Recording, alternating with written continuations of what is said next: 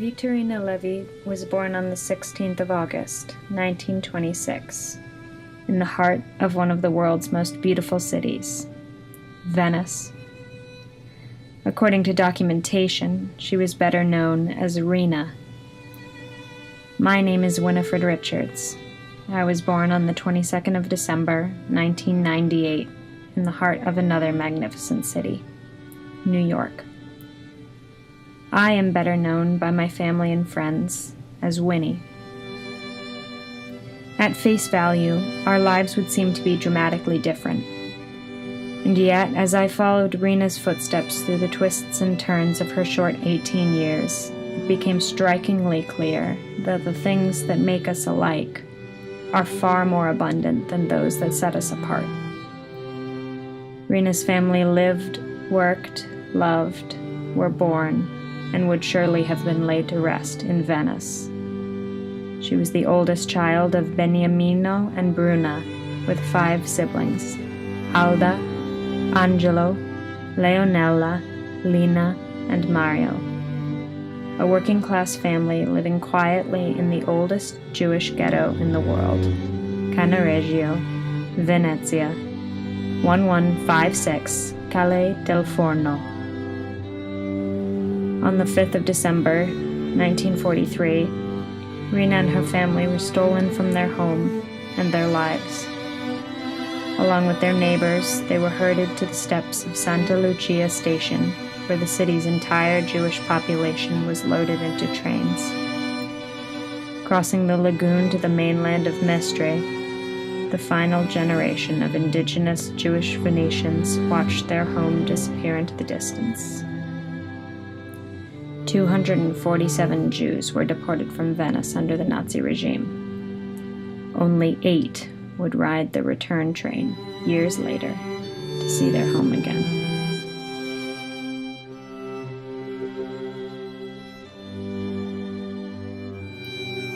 That same day, the train cars full of Jews from Venice arrived at the Italian concentration camp at Fossoli, on the outskirts of Carpi, Emilia-Romagna.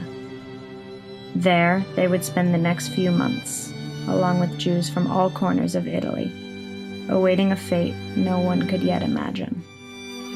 Fossoli was not a death camp, not even a work camp. It was simply a place for holding, a place for waiting, a place of fear and rumor about what was to come, a place to discuss, argue, and to reassure that surely it must not be as bad as it seems. On the 22nd of February, 1944, Rina left Fossoli on the very first train bound for Auschwitz. First train, 8th convoy.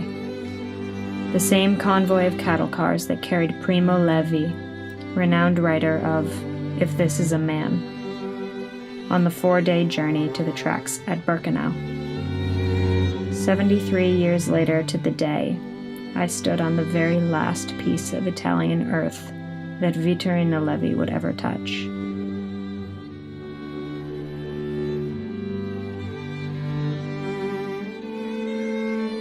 On Rina's 4-day train journey from Fossoli to Auschwitz, the train twisted and turned through the freezing Dolomites and then crept even higher into the icy Austrian Alps. From between the slits in the car's siding, occupants watched town names change from Italian to Austrian to Czech and finally to Polish. When the train car crawled through Brenner, the final Italian town, every person in the car stood up, but no one said a word. Convoy 8 held 45 prisoners. Only 4 would survive to see those Italian names again. And according to Primo Levi, theirs was by far the most fortunate wagon. Many cars would hold 1 or 2 survivors. Most, none. Rina's train stopped only very occasionally. In these precious moments of stillness, the prisoners would reach their fingers through the cracks in the walls, begging the figures outside for just a handful of snow to quench their thirst. Their cries were rarely answered. Over the course of the Second World War, approximately 1,265,000 Jewish people were deported by train. The longest transport was from Corfu, Greece. The journey lasted 18 days. When the train cars were opened, every person inside was dead.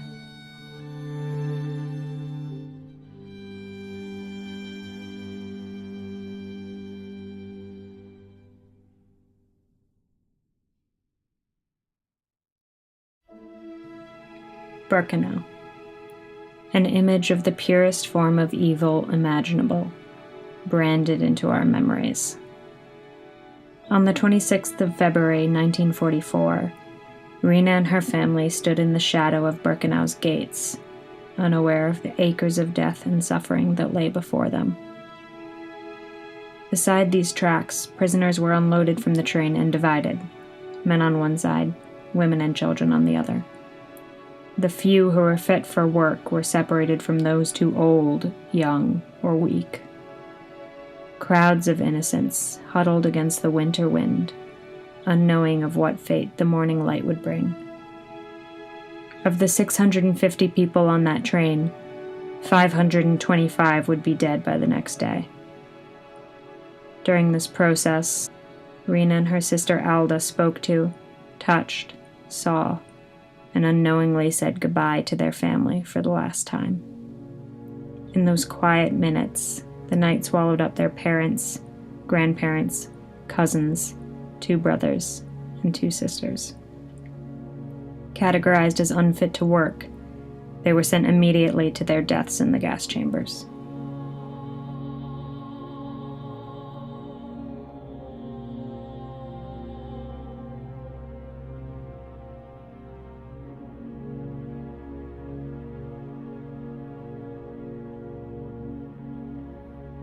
And just like that, on the beaten grounds at the gates of Birkenau, Rena's story disappears into the sea of lives that churned through this massive and mechanized hell.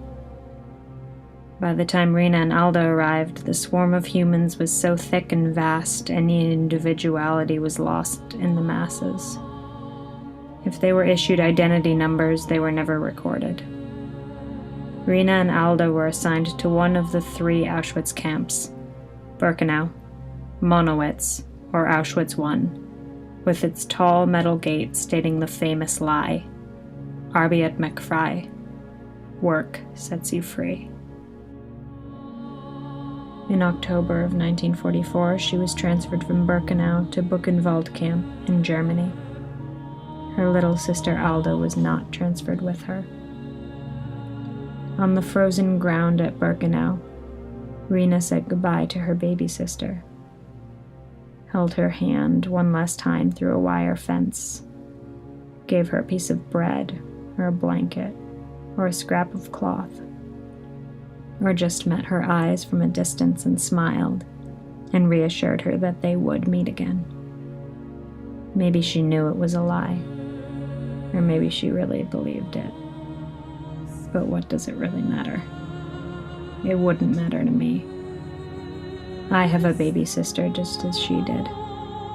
I would smile and hold my little sister's hand and tell her I would see her again, no matter what I knew about the future. I think anyone would.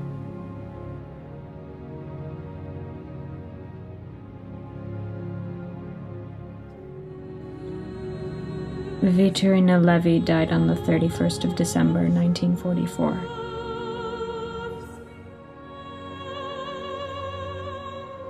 It can be assumed that Rena died in Buchenwald camp of illness, starvation, exhaustion, or some similar fate that took the lives of hundreds of thousands like her. Alda marched out of Birkenau in January of 1945, along with Anne and Margot Frank, on the Death March to Bergen-Belsen.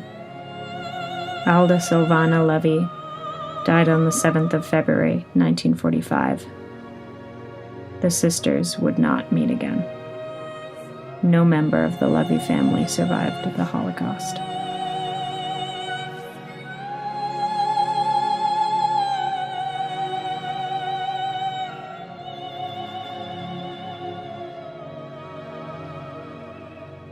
At the age of 18, Vittorina Levi was torn from her home in Venice and deprived of the life that laid before her.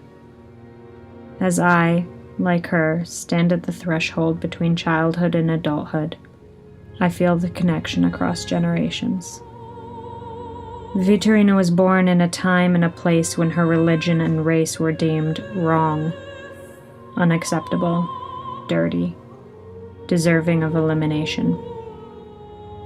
Her life was halted, cut short, because of the racist, fascist, nationalistic regime of one individual and a nation of people who empowered him. But she and those alongside her were not alone, and never have been.